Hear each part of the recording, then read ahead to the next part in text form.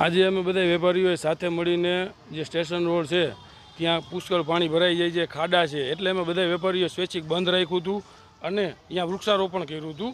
અને અત્યારે અમે નગરપાલિકાએ આવેદનપત્ર આપવા આવ્યા છીએ.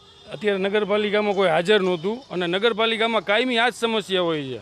પ્રજાને ખાલી મીઠી મીઠી વાતો કરીને વેરા ઉઘરાવી લેવામાં આવે છે. અહીંયા ચીફ ઓફિસરના ઠેકાણા નથી ને આ બધાને મહાનગરપાલિકા કરવી છે. અહીંયા અમે કાલરિયા સાહેબને અત્યારે લીમડાના વૃક્ષો આપીને અમે અમારી રજૂઆત કરી હતી ને અમારે પગે પડવું પડે છે કે સાહેબ અમને તમને પગે લાગી છીએ કે અમને આ ગંદકીમાંથી મુક્તિ અપાવો.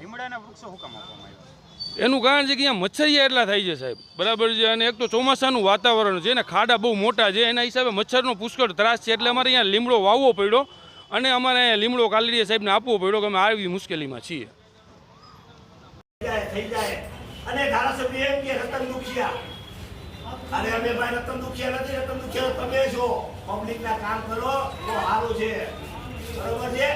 અને કાનાભાઈ બોલતો ત્યારે કાનાભાઈ એમ કીધું કે હું કામ કરીશ, પ્રજાને વિશ્વાસ આવ્યો કે કાનાભાઈ કામ કરશે. હવે તો અત્યારે Kanabhai guest super talkies road ઉપર તમે જાઓ, ગાડી એસી ગાડીમાં જઈને હાલીને તમે નીકળો. વેપારીઓની કેવી વેદના છે, વેપારી ઘણું સાંભળો.